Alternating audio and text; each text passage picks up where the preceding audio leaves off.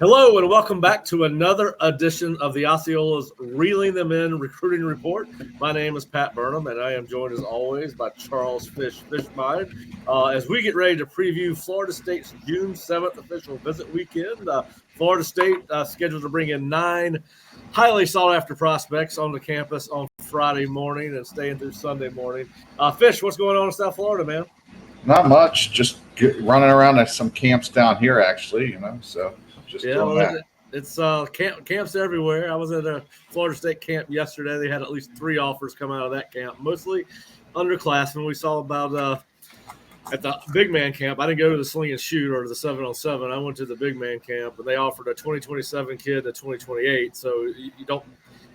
If my memory serves me right, guys that they were actually looking at for 2025, there may have been 6. Obviously, guys that are developing late. But anyway, yeah, so camps are going on everywhere.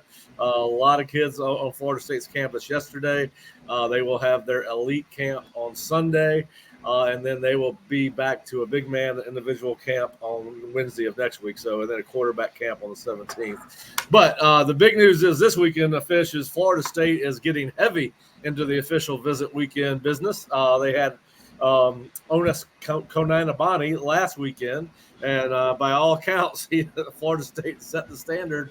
It was his first official visit, of course, so far this fall. But we're already hearing how great these official visits are all over campus. So Florida State is going to bring in 9 kids, Fish.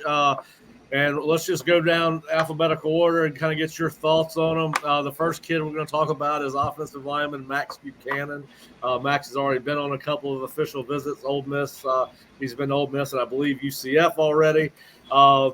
He'll be here this weekend. As a guy, Fish, that I know that we thought was Florida State was out. I thought as early as late as April that he might be a silent type of guy for Florida State, but he is certainly a guy that has been enjoying the recruiting process. Was at Clemson this past weekend, so he's taken 3 official visits already. Listen, I think this is probably an in-state battle between Florida State, UCF, and Miami, but I want to get your thoughts on what you think about where Buchanan could end up. Yeah, I think he's been leaning towards Florida State all along. My only feeling about it, though, is why hasn't he pulled the trigger? Was it on Florida State's end? Is it on his end? So that's the only concern I really have, because I think he's been leaning Florida State's way the whole time. I don't think anything has changed since we've talked or discussed his recruitment over the past few months. So I think Florida State sits in a good spot. They probably want a center in this class and need one, and he's probably the best center prospect in the state. Yeah, so listen, Max is a guy that has continued to pick up a large amount of steam in his recruiting process. He was kind of a guy that came on the scene late. We've seen him get a ton of offers this spring. But I agree with you, Fish. I think Florida State's in the lead, and I don't think he's leaving the state. I know, obviously, was intrigued with Ole Miss, the official visit to Ole Miss, and obviously, Clemson does all these schools do a good job of showing these kids a good time on these visits. But I think that's an in-state battle for him. A kid that was just offered by Florida State less than a month ago is LaDarian Clarity, the cornerback nickel prospect from here in the Panhandle. Listen, this is a kid again, Fish. He's been to UCF. He's got some more official visits planned. But what are your thoughts on Clarity? I mean, I'm a big fan of his. I think he's very similar to A.Z. Thomas coming out. I've always felt like Florida State before Norvell got here kind of neglected the Panhandle. I like what they've done, bringing in A.Z. Thomas, bringing in the offensive tackle Washington, bringing in guys from that area. I think it's an area they can recruit very well. Clarity, when you watch him, he's got great range. He's got the ability to cover a lot of ground.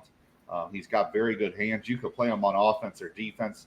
He high points the ball very well. He's got very good ball skills. He's an elite athlete. I think they've got a kid here that fits like what they like in their athletes, that he could play on either side of the ball. He doesn't get pigeonholed into one position. I like those type of players because the biggest issue you have when you recruit in, some of these players is if they don't make it at that one position, that they can't transition to another, then honestly, sometimes those guys aren't the best guys to bring in. He's one of those prospects you can see him play all over the field, whether it's on offense, defense, his range. He covers a lot of ground. I think he's a very good player, very underrated because he comes from Pensacola. I think he'd be a great addition to their class. Yeah, I agree with you. This is one of those kids I was actually surprised that Florida State had not offered sooner. Again, his offer did not come until exactly a month ago, May 7th, when he got the offer. And it's an offer he'd been waiting on. I remember watching his film going into this year or early in this year after he came on an official visit. I agree with a lot of what you said. I think that this is probably going to end up being a battle between Florida. I think this is one of those kids, Fish, that if Florida State pushed hard enough, they could get his commitment from, right?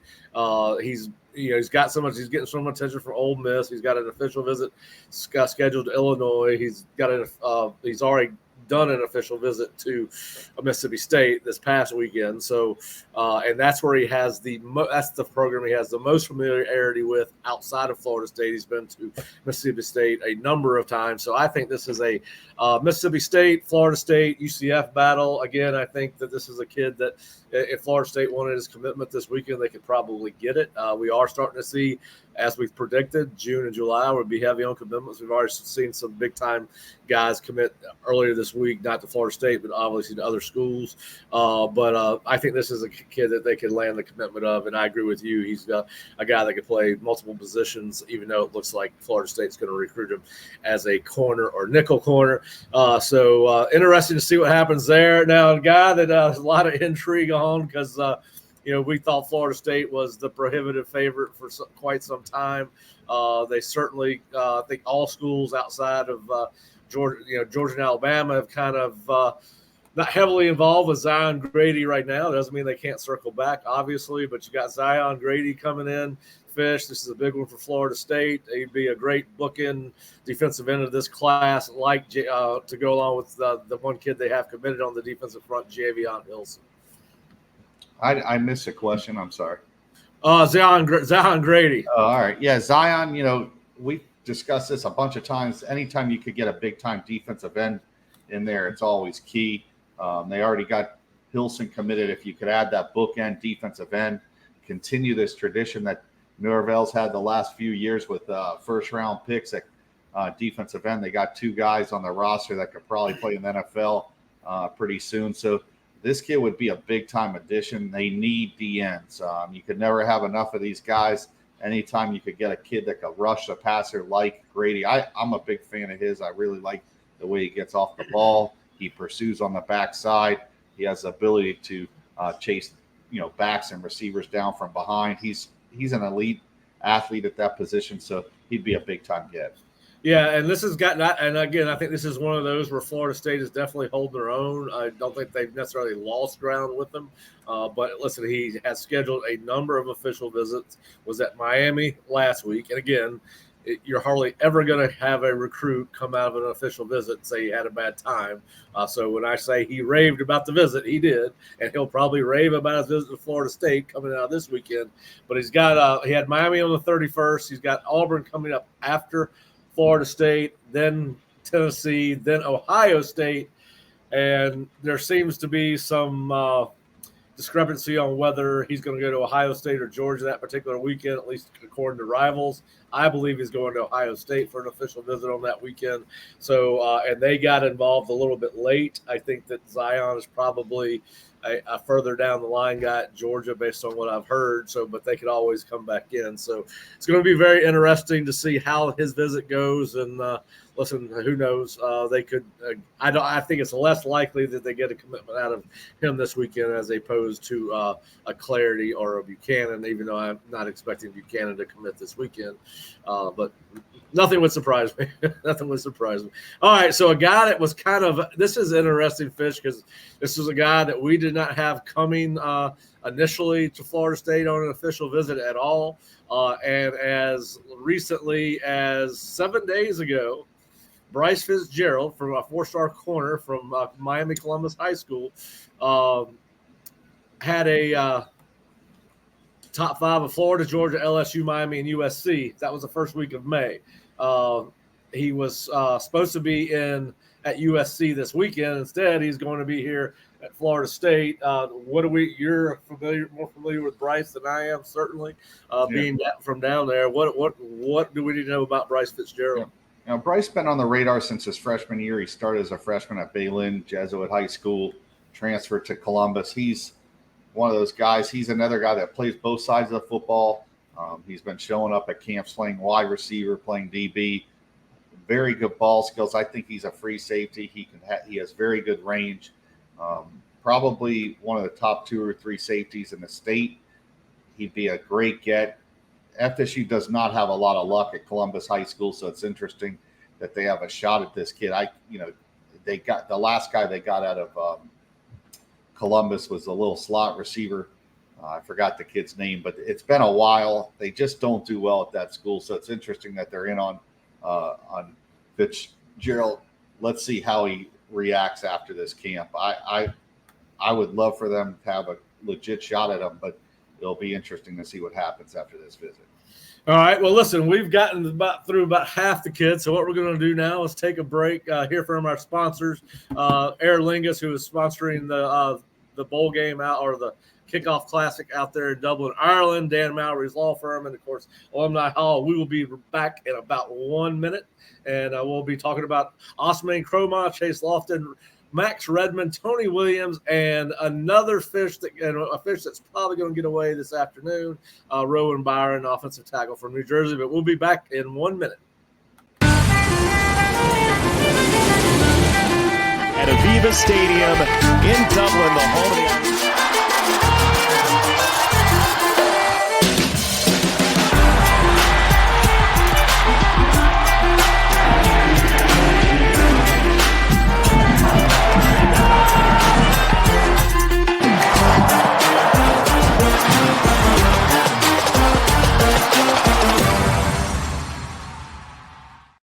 Seminole fans, Alumni Hall is your ultimate FSU shopping experience and has moved to a new location off Timberlane Road in Tallahassee. Shop FSU gear from Nike, Champion, New Era, Yeti, and more. Alumni Hall has Seminole gear for the entire family, plus accessories and gifts. Spend $150 and you'll earn $10 off your next purchase with their Hall Pass rewards. Stop by their new location on Timberlane Road near REI, or shop anytime online at alumnihall.com. Alumni Hall, where Seminole fans shop. Finding an experienced lawyer you can trust is crucial. With over 50 years of combined litigation experience, the attorneys at Mowry Law Firm are dedicated to providing our clients with exceptional legal services, focusing on car and trucking accidents, premises liability, and wrongful death. Call 904-824-7799, MowryLaw.com. All right, now that we have been able to pay Fish's salary by going to commercial, we are back to talk about Florida State's June 7th official visit weekend, and a guy that everyone's excited about, obviously running back Osman Cromah from Lee County, Georgia. Listen, this seems to be a Georgia-Florida State battle. There's Auburn's involved, some others. Huge for Florida State and his recruitment this weekend, Fish. Yeah, this thing's been – it's like Sybil. I mean, he's all over the place. I don't know this kid, every time we count him out, he comes right back up, man. He's like chasing. You can't kill him. But, I'm a big fan of his. I mean, it'd be great to get him in the class. I mean, this is one of those ones that's definitely going the distance. I mean, we can just already say, listen, wait till his name is on the dotted line. I mean, I don't think I've ever seen a kid. Yes, he may be coming. No, he's not. Yeah, it's just been all over the place with Cromah. So the fact that they continue to recruit him shows you how high of a priority he is on the recruiting board.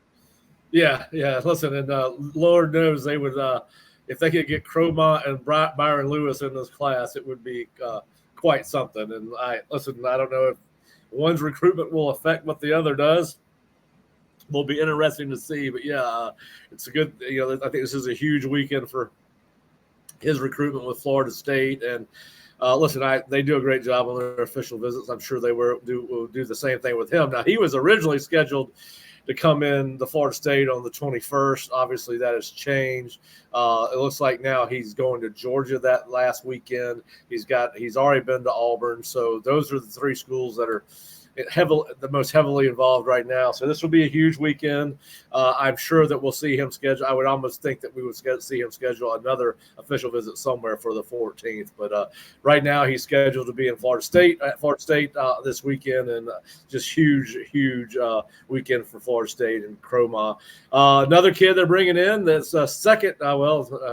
Hollis Davidson's last visit was not an official, but one of two tight ends currently scheduled to come in on an official visit, and that is Chase Lofton from Omaha, Nebraska. Listen, it's a long way from home, Fish. He's got Nebraska right there and his home state pecking away at him, and then obviously Texas A&M has become a player in this thing as well. How do you like Florida State's chances for Chase? I mean, they got Missouri and Nebraska, two schools that he's going to have to fly. Yeah, you're right. Missouri's in there now too. Fly over to. So, I see that they're like the kid really likes Florida State. I'm skeptical of these type of players. Like I said, it's always great. They want to come. They come on the visit. Florida State does a great job on their official visits. They make kids feel at home. It's a lot to ask. Until I see it, I mean, the last time FSU landed a kid once out of like Missouri, that the kid was like a baseball player. He ended up going playing baseball. They've just had a hard time recruiting that area.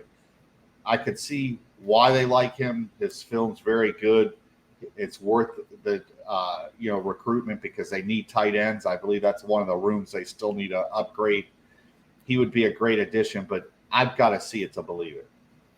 Yeah, I'm with you there. The more I read about his official visits, that's one of the great things about the Rivals Network is you can constantly research what these kids are saying, where they're going, and the longer this plays out, the harder I find it to believe. Now, listen, kids go far away from home every day, but Nebraska has really put the full. I think they sent every coach on their staff to a school when they went by during the contact period. A&M obviously has picked up some steam with him. And then you're right, he's already been to Missouri. We know Missouri is recruiting at a very, very high rate right now. They are closing on a lot of guys. If you told me NIL is going to benefit Missouri the way it has, I told you a long time ago, you're crazy. No, but they are doing a great job. So I'm with you, Fish. I think that this is I'm not going to call it a long shot because they're certainly in it, but I do think the distance will become a factor as he gets down to the decision time. We've seen parents move with kids. You don't see it a lot, but that's a long way for his parents to have to track every weekend for football games. Although with SMU now in the league and Cal, and, I can't remember the others at Stanford. Who's the other program that came? Anyway. You got the Pac-12 programs now in this conference. Anyway, you get around some. All right, so one of your favorite guys, Fish, is coming in this weekend. Safety Max Redman. I know you have him rated as your top safety in the state of Florida. And just based on our conversations, what you've posted on your Fish Bits, which you can find at theosceola.com. Fish does a weekly update on what he's hearing and seeing on the recruiting trail. And you like Max a lot from Cardinal Newman High School down there in South Florida. I think this seems to be, I think as we've said before, I think Florida State's in control of this one. I think this is a kid that would be another. If you had a kid out of these nine that was likely to commit, I'd have Max up there as one or two because I think it's the best offer he's got. And right now, the only officials I think he has are Florida State, Illinois, and USF. Yeah, what's crazy is I have Max rated ahead of some of the other guys that we've mentioned, whether it's Bryce Fitzgerald. Also, I have him rated ahead of Drake, Stubbs, some of the other guys that people are really high on. I think Max is the top safety in the state or one of the top two. He was very good at the FAU camp. I'm surprised he hasn't gotten recruited heavier. He's a big, long athlete, can do a lot of things. He's very similar to the guys that Florida State's brought in the last couple of years, whether it's Quindarius, some of these other guys that maybe are under the radar a little bit. I think he's one of those guys that once people see him play this fall, I think his stock's going to continue to go up. Yeah, and I think I think there's some people that think that he's really one of the top safety prospects. I think there's a smaller group of people that think he actually may be a guy that turns into a linebacker. I had this conversation with somebody yesterday out at Florida State's football camp. Do you think there's any chance that Max grows into a linebacker given his size and length right now and the way, you and I have talked about it, the old traditional linebacker, the way they play the RPO offenses, you got to have more of those safety types at your outside linebacker spots. You think there's a chance that he grows into a linebacker? Who, Max? Yeah. It's possible. I think that it's more of a possibility with Ethan Pritchard to be a linebacker. I think he is a safety in the box. He could play close to the line of scrimmage. I don't know if he's going to get big enough to play linebacker. It's a possibility with the way the game's played now. You don't need to be 230 pounds to play linebacker. So it's possible, but it'll be interesting to see what happens with him. Yep. And then the last kid coming in on official visit this weekend is UCF commit Tony Williams, 6'1", 186. He's listed as an athlete. I believe he's going to be recruited as a defensive back by both Florida State and UCF. He committed to UCF in March, Fish, but said Florida State was right in there until the time he chose to commit. Is this a guy Florida State's truly trying to flip? And where do you stack him with the other corner safety prospects on their list? I missed that for a second. I apologize. The Tony Williams kid. Yeah, I think Tony. It's a possibility. He's a very good football player. I think he's in that second group. I think there's a lot of guys that would have to fall before him, but it's always a possibility. He fits the criteria what they're looking for: big, long, athletic. Like I said, they're not looking at star rankings as much as they are looking at guys that fit a criteria of the back end. They want size, they want length, they want guys that can run. He fits all those skill sets. So it wouldn't surprise me if he came in or camped and did well and they pulled him in, because they've done that before the last couple of years. Yeah. Well, do you think we'll see any commitments this weekend? Yeah. Out of this group? Yeah, I definitely think you will.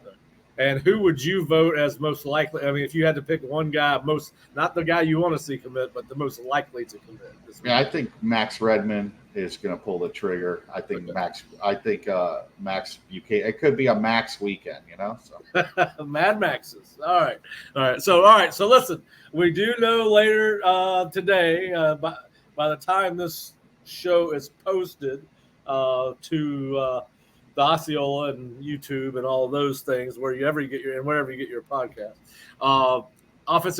Four-star offensive tackle prospect Rowan Byrne from Iona Prep in New Rochelle, New York, will have announced his commitment. And the timing of this, Fish, he had told us in a Reeling Him In podcast that we had him on several weeks ago that there was a chance, if he got the right feeling after an official visit, he might commit during his official visit process, which was supposed to include visits to Florida State, Penn State, Texas A&M, Stanford, and Michigan State.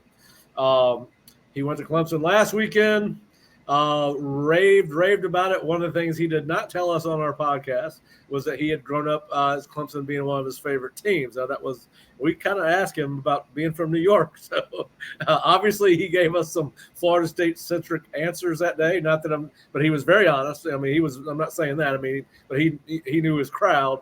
We did not know going into that official visit that Clemson had been one of his favorite teams growing up. So by the time you are watching this or listening to this, Rowan Byrne will have committed to Clemson. Now, he told us that he does plan on shutting down his official visits once he commits. So where does how does that reshuffle the deck on the offensive line for Florida State, Fish, particularly if they're not even going to get a chance to bring him in here on an official visit to try to flip him? What does that do to the offensive line where you've got Solomon Thomas, who's gone to LSU? We've talked about this last week. They seem to be picking up pace with him. I think they're still in a good spot with Peyton Joseph. Again, I think that's their call right now on Peyton. And then you've got you got Dontrell Glover. You're in the Final Four for him. He's going to commit soon. What does this do to the who do you think benefits the most on Florida State's board from Byrne committing somewhere else? I was never expecting him to be in the class. So, him coming off the board makes it easier to, move some pieces around. But I still think they sit in a very good spot with Petty. I think Thomas stays committed. They have a very good shot at landing Addison. So I think they're still in a very good position on the O-line. They could always add some other guys during this summertime and into the fall. So I don't think they need to panic with this kid going somewhere else. I was never expecting him to be in their class. Yep. Well, we'll see what happens, but by the time this comes out, he should be committed to Dabo Swinney and the Clemson Tigers. If not, you'll never hear this because we will have to rip it from the podcast. All right. So, Fish, if you got time for one more question, I know you're busy. All right. So now the whole high school NIL thing has been legalized and signed on to by the Florida High School Activities Association. What's kind of been the fallout from that, from what you've heard from high school coaches in the area? They're not very fond of it. I could tell you that. I just think that it just creates more problems for a lot of these guys. I don't think people realize, like, high school coaches don't get paid that much, and this is just another thing to throw on their plate. I think it's a lot to ask these guys to have to handle. Not only the players, they got to worry about them transferring. Now you got money involved. It's going to get pretty ugly, in my opinion. So, yeah. Well, listen, and all it's going to do is get you're going to have some kids that are going to take advantage of it, right? So you're being recruited by, let's say, the Big Four in Florida, Florida State, Florida, UCF, Miami, and you got a kid in Orlando. Now he's going to have NIL contracts with people that are associated with all four schools.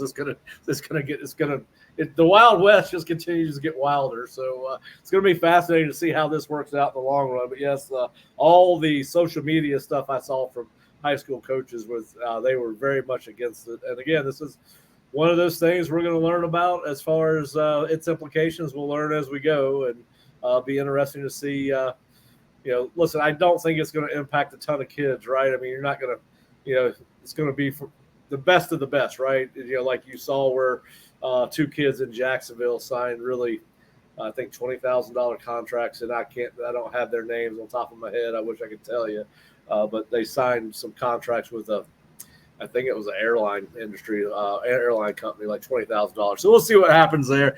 All right, Fish, listen, we can sit here and talk forever. This is the quickest we've ever done a podcast, but we did want to catch up Osceola subscribers and reeling them in, listeners and viewers, on what was going on this weekend on campus. If you're not an Osceola subscriber, please go to theosceola.com. Check us out. We've got some recruiting stuff that's in front of the paywall, offer stories. We got coverage of baseball going on this weekend that Kurt and Bob will be at. Nick and I will be down on campus Friday and Saturday documenting these official visits and seeing what these kids have to say. Then, of course, we'll have the elite camp on Sunday. So it's going to be a busy weekend for Florida State on and off the field with the recruiting and camps. And then, of course, if you're not a YouTube subscriber to the Osceola channel, please hit the subscribe button and get notified of when we tape shows or go with some live shows. But certainly sign up for the YouTube channel if you're listening. And, of course, if you're a podcast listener, thanks for listening to us on podcasts. Fish and I are probably a lot easier to listen to than we are look at. So we understand if you do the podcast version. But, man, you're coming at me at all angles, man. No, so I included myself in that. It's all good. I included myself in that. But, all right, so, Fish, man, have a great weekend. We'll catch up with you next week. And thanks, everybody, for watching and listening. And we'll be back next weekend with another edition of Reeling Them In.